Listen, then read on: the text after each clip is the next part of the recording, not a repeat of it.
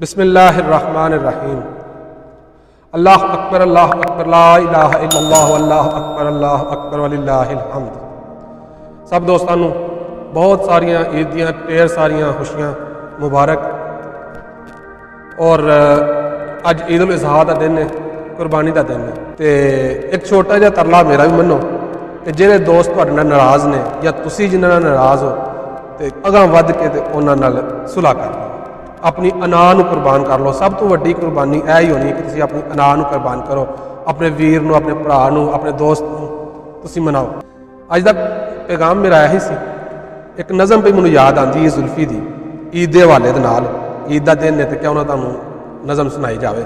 जुल्फी लिखदा कि ईद वाले बकरे दे एडे सोहने सिंग सी, एडे नहीं सी सीधे विच थोड़ा थोड़ा विंग सी, लम्मे लम्मे कन्न सी ते सोहणियां सी अखियां, इंज लगे रब सोने हत्थां नाल रखियां। वड्डे वड्डे पोर सी, पुठ भी सी भरनी, और लेला टुरे ऐदां जिवें टुरदी है हरनी।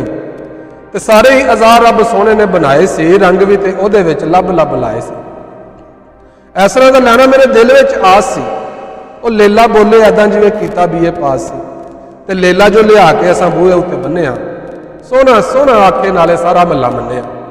ते सारिਆਂ ਤੋਂ पहले एक आई हमसाई सी, आन के ते ਉਹਨੇ ਸਾਨੂੰ ਦਿੱਤੀ फिर ਵਧਾਈ सी।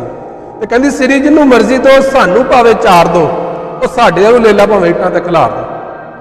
ਸਿਰੀ ਜਿਹਨੂੰ ਮਰਜ਼ੀ ਦੋ।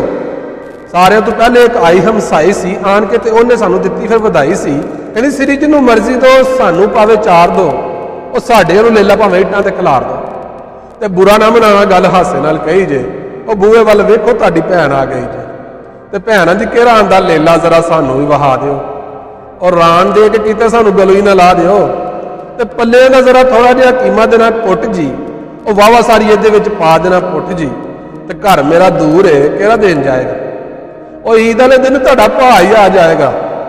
ते होर फरमैशां कईयां कीतियां सी कालियां, और दस्ती नाल चांप मैथों मंग लई सी सालियां। ते गोश्त वाला भला होर रहिंदा कौन सी, और सज्जना ने सीने नाल मंगी मैथों धौन सी। ते बाकी चीज़ां दाई ते कसाई ने सी कड्डियां, ਉਹ ਆਸੇ ਪਾਸੇ ਚਰਬੀ ਨਾਲ ਦਿੱਤੀਆਂ ਸੀ ਹੱਡੀਆਂ। ਤੇ ਮੁੰਡਾ ਉਹਦਾ ਆ ਗਿਆ ਅਬੂ ਜ਼ੁਲਫੀ ਦਾ, ਕਹਿੰਦਾ ਕਿ ਅੱਬੂ ਜੀ ਲਾਮਾ ਸਾਹਿਬ ਦੱਸੀ ਮੈਨੂੰ ਗੱਲ ਏ, ਜਨਤਾ 'ਚ ਘਰ ਪਾਣਾ ਤੁਹਾਡਾ ਇਸ ਖੱਲ ਏ, ਤੇ ਖੱਲ ਦੇ ਨਾਲ ਜ਼ੁਲਫੀ ਜੀ ਆਪ ਦੇਣ ਜਾਵਾਂਗਾ, ਉਹ ਨਾਨੀ ਜੀ ਦੇ ਨਾਂ ਦੀ ਉੱਥੋਂ ਪਰਚੀ ਕਟਾਵਾਂਗਾ। ਉਹ ਪੇਕਿਆਂ ਤੇ ਸਹੁਰਿਆਂ ਨੇ ਵੰਡ ਐਸੀ ਪਾਈ ਜੇ, ਸਾਡੇ ਹੱਥ ਲੱਕ ਵਿੱਚ ਉਜਰੀ ਜੀ ਆਈ ਜੇ। ਨਜ਼ਮ ਦਾ ਅਨਵਾਨ ਹੈ ਮਧੂਰੀ। ਕਹਿੰਦਾ ਕਿ ਮਾਲਕ ਮਕਾਨ ਤੇ ਕਿਰਾਏਦਾਰ ਦੀ ਆਪਸ 'ਚ ਗੱਲ ਹੁੰਦੀ ਹੈ। ਕਿਰਾਏਦਾਰ ਮਾਲਕ ਮਕਾਨ ਨੂੰ ਆਖਦਾ ਹੈ कि एला फड़ चाबियां ते सांभ लै मकान नूं, एला फड़ चाबियां ते सांभ लै मकान नूं, ओ इन्ने ते सताया बड़ा डाडा मेरी जान नूं। जिस दिन दा मैं तेरे इस घर विच वड़िया, ओ खुशियां दा इत्थे नहीं एक दिन चढ़िया। ओ टुट जांदा बूहा कदे टुट जांदी बारी आ, पवे जदों मींह छत चो जांदी सारी आ। ते नलका भी ऐदा जरा पानी नहीं जे कढदा, ओ अंदर बाहर बैठे आ मच्छर रहिंदा वढदा। सीधी गल है भाई जी, सानू नहीं जे पचदे, और सारी रात कमरे च चूहे पे नचदे। वो कहता चिर चिर चिर चिर गल्लां पिया करना। मालक मकान किराएदार नूं आखदा है कि चिर चिर चिर चिर गल्लां पिया करना, और डक लै जबान नूं, मतां ने इत्थों मरना। और 3-1000 विच लभदी दुकान है, मैं तो तुहानूं दित्ता पूरा बनिया मकान है।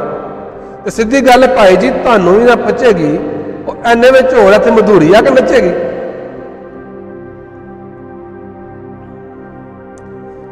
ते अगली नज़म का अनवान है चरसी। ते वो ना एक चरसी ने दावत करती अपने यार दोस्तों की, अपने जोटीदारां की। कहना कि एक चरसी ने सी दावत की, सारे यार बुलाए, अपना बकरा चोरी करके आपे जश्न मनाए।